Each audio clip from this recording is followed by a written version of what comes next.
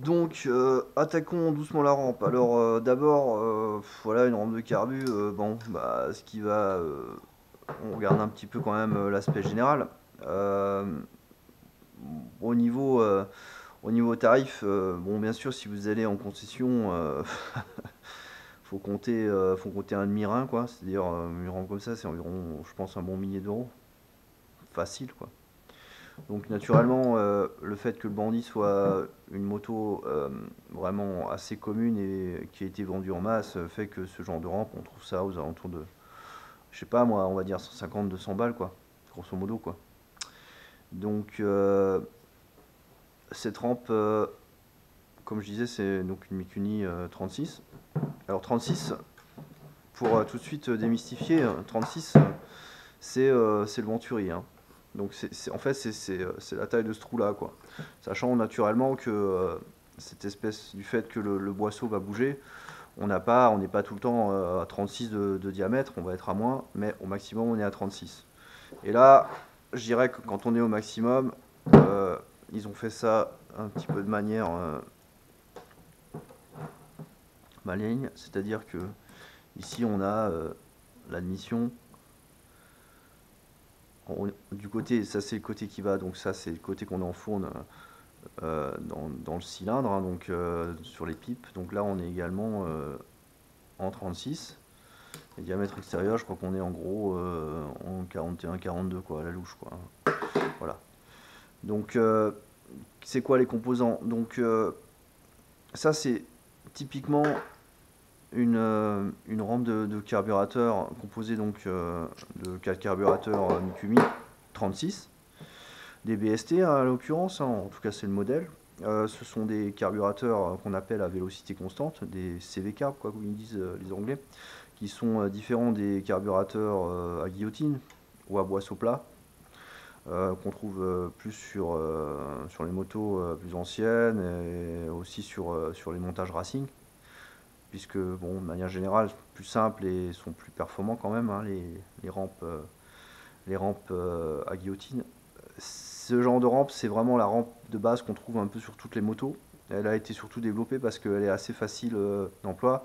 Et surtout, la grosse différence avec une rampe euh, à guillotine, c'est qu'en fait, c'est pas le pilote qui ouvre les boisseaux, c'est-à-dire qui crée le venturi. Le venturi, c'est ça, hein, cet espace qui est ici, hein, où va s'engouffrer l'air et où va se faire le mélange là-dedans, dans cette espèce de cave. En fait, lorsqu'on actionne les gaz, on va ouvrir le boisseau. Donc on les voit ici, les boisseaux s'ouvrent. Hein, c'est là où est le câble d'accélérateur. Donc ici, on va ouvrir. Et du fait qu'il y ait une dépression qui soit ici en amont, enfin en tout cas dans le moteur, quand les pistons aspirent, et ben, ce qui va se passer, c'est qu'il va se créer une dépression ici et ça va faire lever les boisseaux. D'ailleurs, on va le voir. Si je regarde, si j'ouvre ici, on voit ici que je peux bouger ces boisseaux. Et de par cette dépression, les boisseaux vont monter ou descendre en fonction de l'ouverture des papillons. C'est-à-dire qu'on n'ouvre pas les boisseaux, mais on ouvre les papillons. Et les boisseaux vont monter. Et en fait, ce qui va faire la vitesse, j'irais, de montée, ça va être la membrane et puis surtout le ressort qui est. Parce que le boisseau est maintenu en bas par un ressort et ça va être, je dirais, la force de ce ressort, quoi, par rapport à la dépression, bien sûr. Donc, l'avantage de ce système, c'est que c'est un système où on peut ouvrir à fond. Il ne se passe pas grand-chose de méchant. Tandis que sur un système à guillotine, quand on ouvre le boisseau complet, c'est-à-dire qu'on met le venturi tout ouvert, si on est trop bas en régime, évidemment, on arrive sur un mélange, le mélange s'appauvrit. Et donc, la moto va faire bœuf, quoi. Elle va pas fonctionner correctement, quoi. Donc, il faut faire toujours un petit peu gaffe.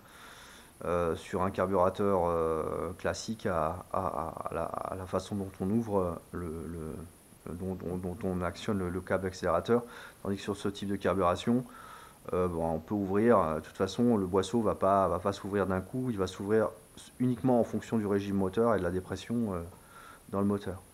Et bien sûr c'est un avantage aussi pour le contrôle, il n'y a pas la violence rampe racing. Il n'y a pas non plus au niveau des normes, bon, on peut faire un peu ce qu'on veut parce qu'on sait un peu où on va, on sait que le boisseau va monter d'une certaine manière et au mieux va s'ouvrir en temps et temps de seconde. Donc on a toujours un certain contrôle, je dirais, sur la mission, quoi. Ici, ce qu'on a également, c'est un capteur TPS. Alors ce capteur, ça c'est un simple potentiomètre, hein, donc c'est vraiment quelque chose de simple. Hein. C'est même pas de l'électronique, hein, puisque c'est juste une résistance variable qui va bouger, donc la résistance va changer en fonction de l'ouverture du boisseau et va envoyer ces informations à l'allumage. Je sais pas, pour faire sa sauce, je sais pas si ça règle l'allumage exactement, je sais pas exactement ce que ça fait. En attendant, c'est pas quelque chose de forcément indispensable, quoi.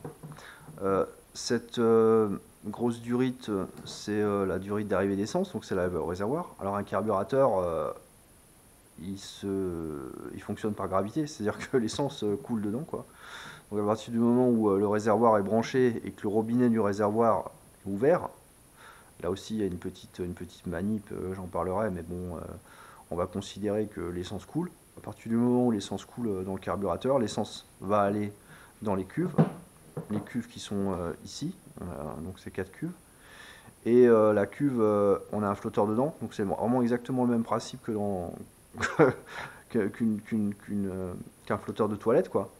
Et ben, lorsque l'essence va se remplir, le flotteur va monter et va finir par fermer la cuve, quoi. C'est-à-dire qu'à un moment, quand les cuves sont pleines, et ben, l'essence s'arrête de couler ici, quoi. Enfin, elle continue à être dans le tuyau, mais elle continue plus dans les cuves. Donc si jamais il y a une fuite qui va se produire d'une manière ou d'une autre par le trop-plein, parce qu'il y a un trop-plein qui est là par exemple, ou alors par le devant parce que la rampe est légèrement inclinée vers l'avant, et que ça coule dans le cylindre, comme j'ai pu voir dans pas mal de posts sur le groupe, là c'est que il y a deux problèmes. D'une part, le robinet devrait fermer, donc il ne ferme pas. Et d'autre part, les cuves, donc l'essence coule tout le temps, et une des cuves, ou plusieurs cuves qui ne ferment pas, quoi. Donc là, il y a vraiment un problème de fermeture de cuves, donc ça peut être lié au flotteur, ça peut être lié à l'étanchéité du robinet, quoi. Ça peut être lié à plusieurs choses, en tout cas, c'est pas normal, quoi. Donc voilà, sinon cette rampe, elle est, je sais pas, on va dire, elle a servi, elle a une quinzaine, vingtaine d'années. Elle est un petit peu grasse, un petit peu sale, mais elle est vraiment propre, hein. C'est pas la peine de passer une rampe comme ça aux ultrasons, quoi. Je veux dire, c'est ridicule. D'une part, ça coûte sans doute de l'argent. Ensuite, je pense que il faut bien sûr tout démonter parce qu'on passe pas les plastiques aux ultrasons. Il faut enlever le potard. Il faut éventuellement, si la cuve ultrason est trop petite, il faudrait même démonter, je dirais, la rampe. Ce qui est naturellement, c'est pas nécessaire, quoi. Une rampe comme ça, on la démonte quasiment jamais, quoi. Donc la seule chose qu'on va faire, c'est que extérieurement, même intérieurement, mais extérieurement, on prend un pinceau et puis on met dans une bassine avec de l'essence et puis on la nettoie déjà correctement extérieurement, devant, derrière. De mettre de l'essence sur un carbu, ça va pas manger de pain, quoi, parce qu'en fait, le carburateur contient de l'essence, quoi. Donc déjà, elle sortira vraiment propre. Et ce carburateur, il est vraiment beau, quoi. Il est vraiment propre. Enfin, je veux dire, il est un peu gras, mais sinon, dans l'ensemble, il est bien, quoi. Alors, ce qu'on va vérifier, bien sûr, c'est que toutes les pièces sont correctes. La vérification, ça va être surtout lié. Il y a les pièces qui vont être des pièces mobiles, qui vont bouger, comme par exemple ça. Bon, ça bouge un peu, ça c'est bien. Là, il faudra que ce soit étanche, bien sûr, mais ça on le verra. Ce qu'il faut regarder, c'est que les boisseaux s'actionnent correctement et sans problème non plus, hein, pas qu'il y ait de résistance, parce que s'il y a une résistance, c'est pas la dépression qui va la forcer, hein, donc ça va pas fonctionner correctement. Donc si déjà il y a un blocage à ce niveau-là, on a un souci. Ensuite, extérieurement, ce qu'on peut regarder, c'est que les boisseaux, que les papillons tournent bien. Alors les papillons ici, ici on a le câble d'accélérateur hein, qui vient se coincer ici. Donc quand on tourne l'accélérateur, enfin la poignée d'accélérateur, on actionne les boisseaux. Et là on voit que les boisseaux sont vraiment nickel. Enfin, je veux dire, il n'y a rien, bon, ils sont sales, mais il n'y a pas de résistance, et ils tournent vraiment bien. Il n'y a pas de point dur, quoi, comme on va dire, quoi. Alors ici, ce sont les dépressions, puisque tous les carbus sont les mêmes. Mais là, celui-là, on va le relier à la centrale à dépression. Mais sinon, les autres, on les bouche, parce qu'il faut qu'ils soient bouchés. Par contre, lorsqu'on va faire la synchro, si on utilise des manos, on va mesurer les pressions, ou en tout cas les dépressions qui sont dans le carburateur. Et à ce moment-là, on va enlever les petits bouchons. Là, on a des bouchons. Alors là, on voit déjà qu'il manque un bouchon, donc il faudra rajouter un bouchon. Et celle-là, le dernier carburateur, on va le mettre de toute façon, parce qu'en fait, ils sont reliés entre eux. On va le mettre à la centrale à dépression. Donc là, bouchon en moins. Alors ici, ce que j'ai remarqué aussi, c'est que le starter, il y a un souci. Alors je ne sais pas si c'est parce que celle-là est un peu tordue, cette barre-là. Parce qu'en fait, le starter, il y a un starter sur chaque carbu, et cette barre tire les 4 starters en même temps, quoi. Logiquement, quand on tire le starter, on va tirer. Et là, on arrive à le mettre, mais c'est quand même pas le pied. Donc ça, peut-être qu'en le nettoyant, ça va aller un petit peu mieux. En attendant, c'est pas terrible, quoi. Voilà, c'est pas très normal, quoi. Sinon, ici, ces pièces-là, ça, ce sont des vis pour le chauffage des cuves, notamment pour l'hiver. Si la moto est dehors, on peut chauffer les cuves. Donc ce qui se passe, c'est que c'est un système en fait tout simplement de résistance, quoi. Il y a du courant qui passe en série dans ces espèces de vis là. Ces vis vont chauffer avec le courant, et à ce moment-là, ce qui va se passer, c'est que les cuves vont être chauffées, quoi. Bon, bah là, il en manque une ici. On le voit que la pièce manque. Bon, le pas de vis c'est ok, donc on pourrait remplacer. Moi, je m'en fous complètement parce que finalement, bon, déjà, j'ai mes motos en garage, et puis j'ai jamais eu de souci de carburation vraiment. Donc c'est pas un problème. Je peux peut-être même éventuellement les enlever, parce qu'en fait, je l'ai pas ici. Ah, tiens, il se dévisse. Mais il faut quand même l'enlever, quoi. Enfin, il faut quand même un système de câblage avec une résistance. Enfin, il faut quand même qu'il y ait un câble qui passe dedans, et ça, faut le brancher, quoi. Et il me faut les 4 résistances, logiques. Enfin, les 4 vis, quoi. Mais bon, voilà, je peux le mettre ou je peux pas, ou l'enlever. Je crois que ça doit être une rampe de 2002 ou 2003, donc je sais que c'était, il me semble que c'était série dessus, quoi. Voilà, sinon tout a l'air ok sur cette rampe, à part un petit peu son côté gras. Là, les petites vis qu'on voit au fond, alors celle-là, ça, ce sont les vis de réglage d'ouverture de boisseau, vous voyez là. Et ça, c'est vraiment la synchronisation. Ça veut dire que ce qu'on va régler ici, c'est le boisseau derrière, pour que la dépression, bon là évidemment, si j'actionne ces vis, le boisseau va s'ouvrir ou se fermer un petit peu. C'est-à-dire que ce que je vais faire, enfin c'est pas le boisseau, excusez-moi, c'est le papillon, pardon. Le papillon va s'ouvrir, donc ce qui va se passer, c'est que le papillon, on va avoir une certaine ouverture un petit peu du papillon dès le départ, ce qui fait que les boisseaux vont être à peu près au même niveau, quoi. C'est ça qu'on règle en fait. C'est l'angle du papillon avec ces vis là. Et ça, c'est vraiment lié à la synchronisation, quoi. Et en fait, il faut qu'on ait en gros, lorsqu'on va régler ces vis, il faut en gros que là derrière, qu'on mesure à peu près la même pression, quoi. Ou la même dépression, parce qu'on a une dépression dans ce cas-là, quoi. Voilà. Sinon, on vérifie aussi un petit peu tout ce qui est visserie. Bon, ici ça se démonte bien. Alors les vis, là par exemple, les vis, elles sont pas d'origine. Ce sont des vis à la bricole, mais pour la rigueur c'est des vis plates, c'est pas plus mal, parce que d'origine on a des cruciformes dessus, et c'est vraiment de la merde, parce que les cruciformes, elles ont tendance à se bloquer. Bon, là j'arrive quand même à les sortir.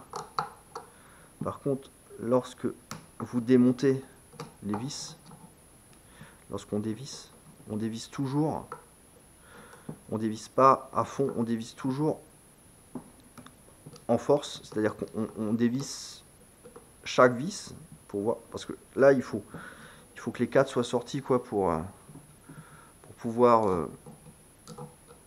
sortir la cuve.